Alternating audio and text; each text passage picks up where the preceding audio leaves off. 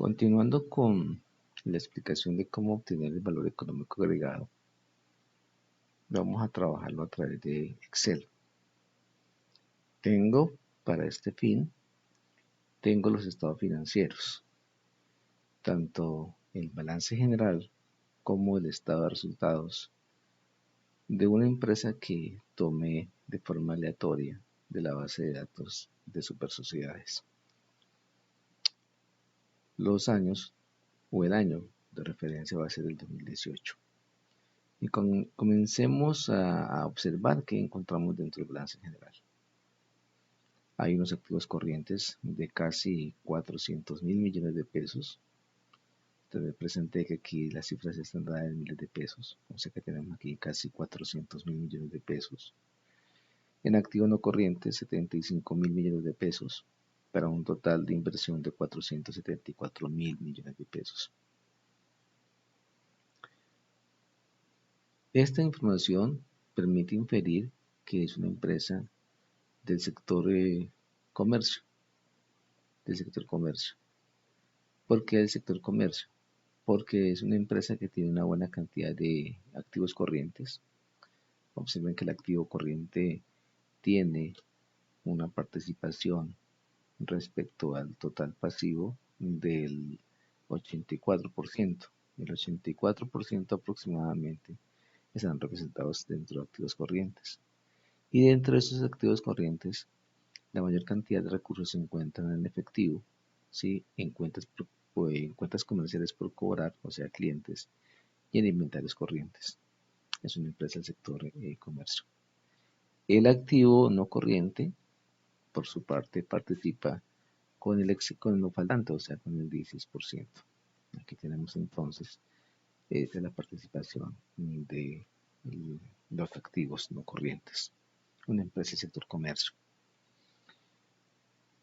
Vemos que en la parte de la financiación, ¿sí? Tenemos el pasivo, tenemos los pasivos, tanto pasivos corrientes como pasivos no corrientes. Aquí tengo los pasivos no corrientes.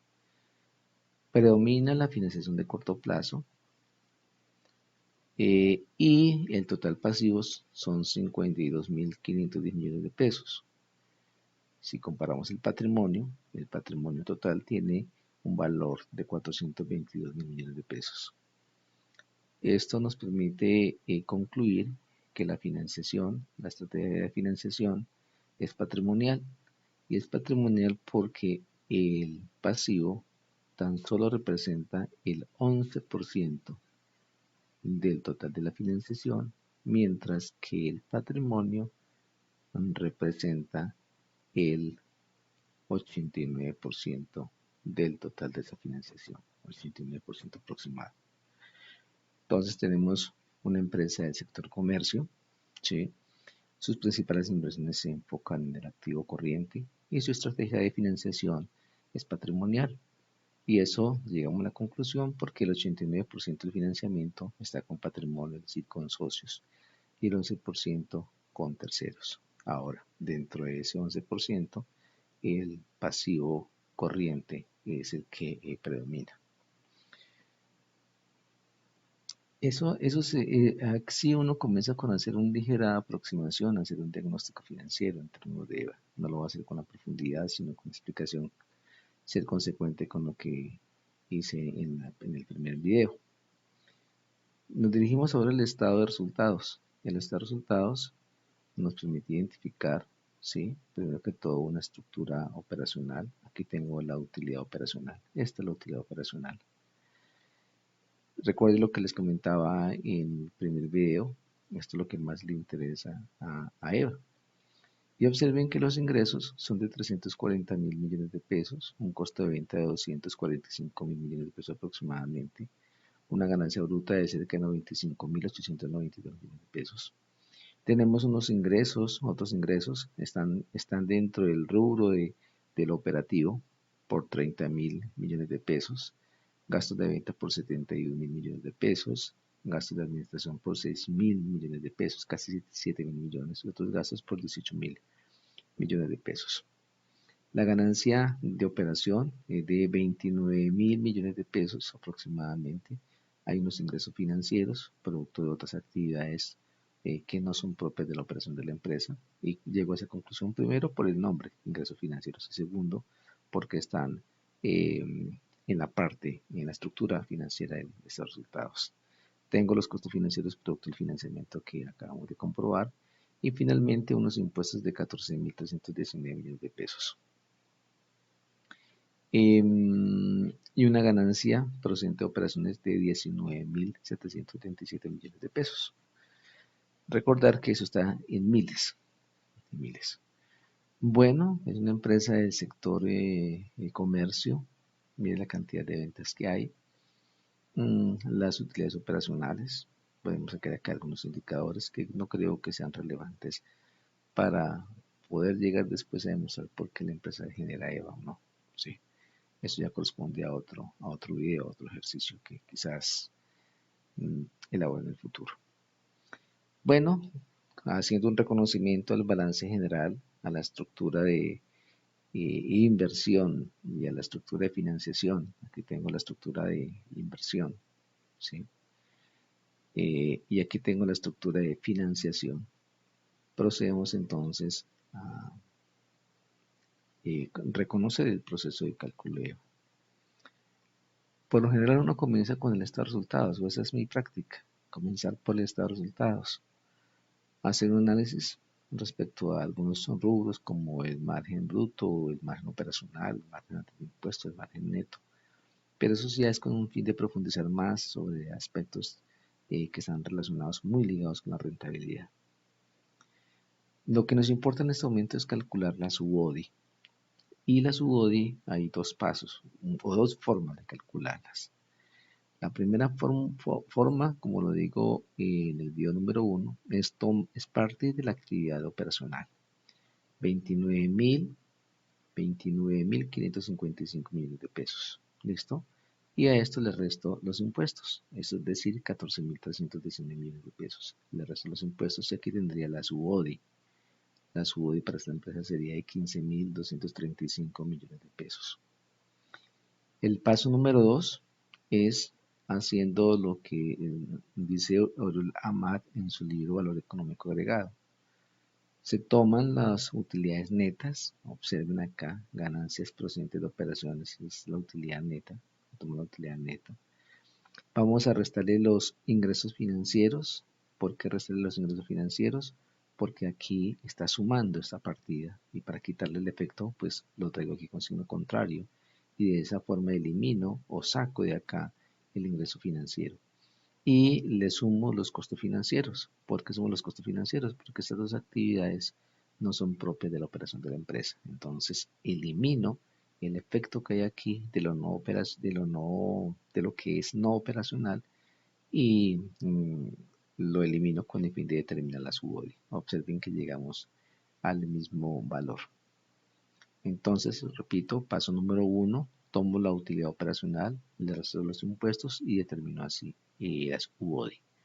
O la opción número 2, cojo la utilidad neta, le sumo para este caso los gastos financieros y resto los ingresos financieros. Esta operación la hago con el fin de quitar el efecto que tiene sobre la utilidad neta estas dos partidas.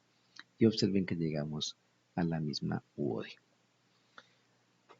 Ese es el procedimiento que hay que hacer. Después de que ya calculamos la SUBODI, ustedes saben muy bien que debemos entrar a calcular el costo de la financiación. Y para determinar el costo de la financiación necesitamos hacer un análisis a los pasivos y al patrimonio para identificar cuáles son las fuentes costosas. Voy a colocar aquí entonces el costo financiero y lo vamos a determinar nosotros. Vamos a partir de un supuesto. Este es el costo financiero y vamos a identificar, hacer un análisis sobre cuáles de esas fuentes tendrían financiamiento. Y vamos a colocar de una vez ese costo financiero. Entonces vamos a traer aquí las partidas. Total provisiones corrientes es una provisión que en mi opinión no genera costo financiero. Cuentas por pagar comerciales y otras cuentas por pagar. Si la empresa ha firmado algunas facturas, algunos documentos de los valores donde diga que se va a pagar un costo financiero, podría determinarse como un pasivo costoso. Los pasivos por impuestos corrientes, ¿sí? En mi opinión, no generan costos financieros, son impuestos, por lo tanto, lo que sí generan son sanciones o multas. No lo vamos a considerar dentro de la financiación costosa. Otros pasivos financieros corrientes, ¿sí? Como su nombre lo indica, son obligaciones o préstamos que la empresa ha contraído con entidades financieras. Si tiene si es costoso. Y otros pasivos no financieros corrientes. Vamos a suponer que son préstamos que la empresa ha hecho con otros terceros y que afirmó algún pagaré. ¿Listo? Y vamos a considerar como financiamiento costoso. Vamos a los pasivos no corrientes y tenemos provisiones no corrientes por beneficio de los empleados. No lo vamos a considerar dentro de la financiación costosa. Los pasivos por impuestos diferidos tampoco lo vamos a considerar como un pasivo costoso, pero sí lo vamos a hacer con los pasivos financieros no corrientes. Ese valor lo traemos entonces acá. Y aquí tendríamos la financiación por parte de los pasivos que tienen un costo implícito, un costo financiero implícito. El patrimonio sí lo vamos a considerar total, ¿sí? El total patrimonio lo vamos a considerar con costo o costoso. ¿Por qué razón? Porque como lo mencionaba en el video número 1, todos los inversionistas siempre están esperando que la empresa les genere un costo de oportunidad. Y ese costo de oportunidad precisamente es la financiación que va a recibir la empresa. Y el costo serían esos dividendos o esas utilidades que esperan los socios o las personas que invierten en la compañía. Bueno, procedemos a sumar, hacemos la sumatoria de esas fuentes consideradas como costosas y vemos que tenemos un total de 456.656 millones de pesos. Ese sería el total de la financiación costosa. Y desde ya les digo, esa financiación costosa va a ser el mismo activo neto financiado o los activos netos de operación. Estoy siguiendo a lo que dice Oriol Amat. Este sería entonces el total de la inversión. Activo es igual a pasivo más patrimonio, y eso es lo que estoy haciendo aquí. Para efectos de leva, no es relevante identificar qué fuente o qué inversión de esta fue financiada con X o Y fuente costosa. No es relevante.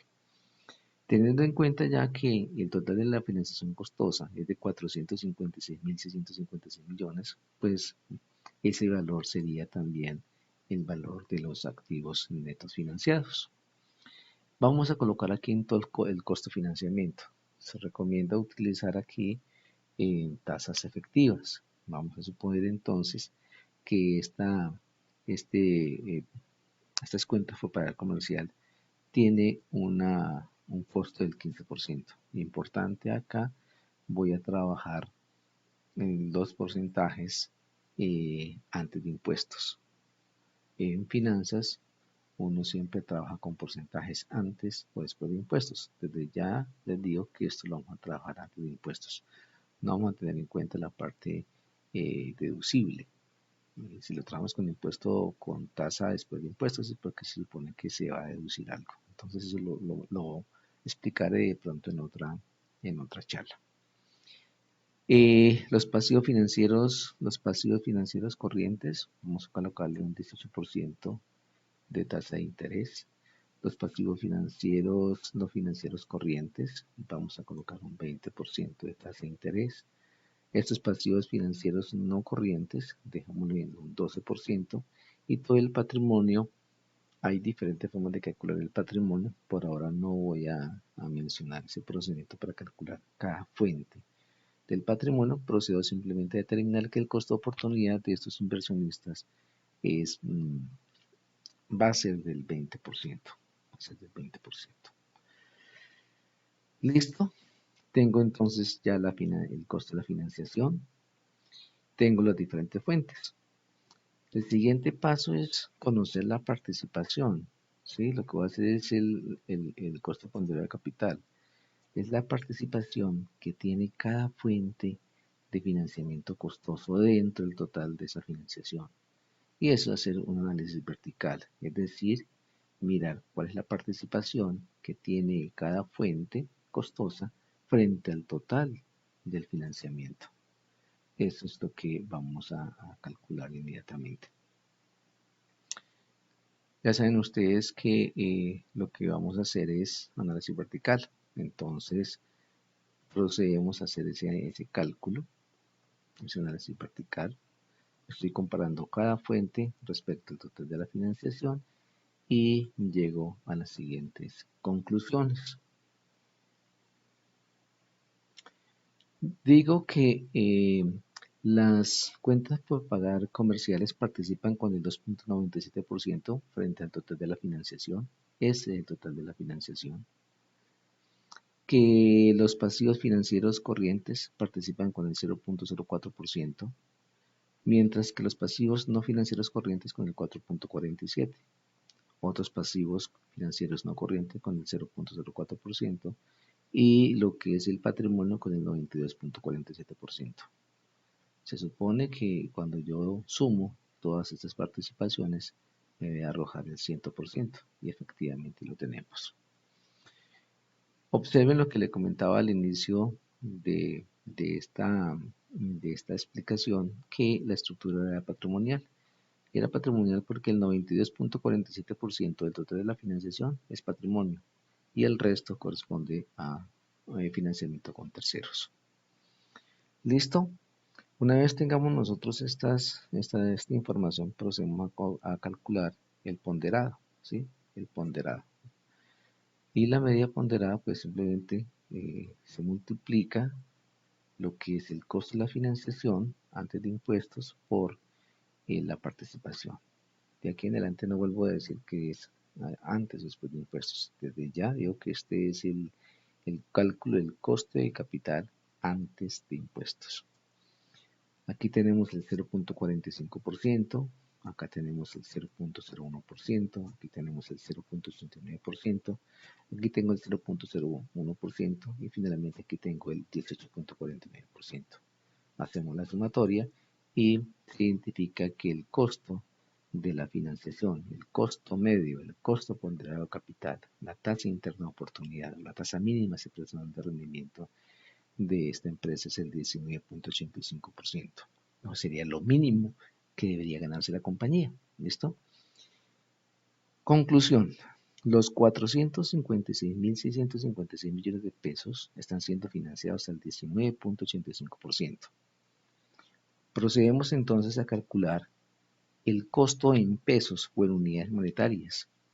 Si la empresa se financia por 456.656 millones de pesos a una tasa ponderada del 19.85%, quiere decir que va a pagar en unidades monetarias, iría a pagar 90.632 millones de pesos. Este sería el costo de la financiación en unidades monetarias. Costo de la financiación. Listo. Y ese costo es el que lo vamos a analizar con las UODI. Observen que la UODI era de 15.235 millones de pesos. Listo, entonces hagamos el cálculo acá. Si tengo las UODI y estas UODI están valoradas en 15.235 millones de pesos y tengo un costo de financiamiento en unidades monetarias que es igual a 90.632 millones de pesos, pues ya saquen sus conclusiones. Saquen sus conclusiones. Este serían el costo de la financiación. 90.632 millones de pesos sería el costo de financiamiento. Al hacer la operación, la diferencia, tendríamos identificados el valor del EVA. EVA o valor económico agregado. Y la empresa, haciendo la operación, tendría un EVA negativo de 75.396 millones de pesos aproximadamente. La empresa estaría destruyendo valor por ese monto. 75.396 millones de pesos. Este es el procedimiento para calcular el EVA. Después viene la parte más interesante. ¿Por qué ese resultado? Sin entrar en mayor explicación, yo llego a la siguiente conclusión. Observen que aquí hay una cantidad de efectivo muy importante y esa cantidad de efectivo representa, dentro del total de la inversión, representa el 45%.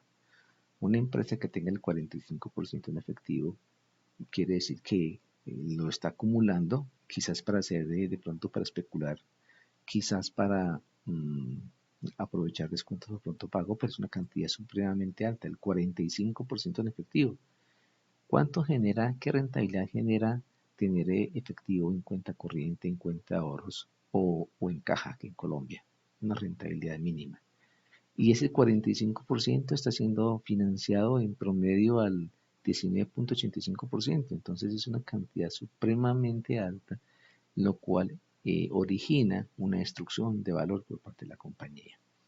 Primer detalle. Y segundo detalle, sí, el 92.47% de la financiación costosa está financiado con patrimonio y el patrimonio es la fuente de financiamiento más costosa que hay aquí junto con pasivos no financieros corrientes. Entonces, primero, tiene demasiadas inversiones improductivas y segundo, tiene un costo de capital vía patrimonio supremamente alto. Esas son las primeras conclusiones que se llegan para determinar por qué la empresa destruye valor. Esa sería una parte. Lo otro sería que la empresa tiene por acá unos ingresos muy bajos, ¿sí? Respecto a la cantidad de inversión que tiene. Aquí tiene 340.000 millones de pesos. 340.000 frente a la inversión de 474.000 millones de pesos. Quiere decir que prácticamente por la cantidad de activos apenas no llega ni siquiera a una sola vez la rotación de activos y eso erosiona también la rentabilidad y la generación de valor. Bueno, esta es una breve explicación muy rápida de cómo se determina el valor económico agregado. Después ustedes sacarán conclusiones respecto a qué otras causas originan, ¿sí? El hecho que esta compañía y que esta empresa destruya valor. Espero que les haya gustado el ejercicio, que lo hayan comprendido. Por ahora, esa sería una aproximación muy interesante al cálculo del valor económico agregado.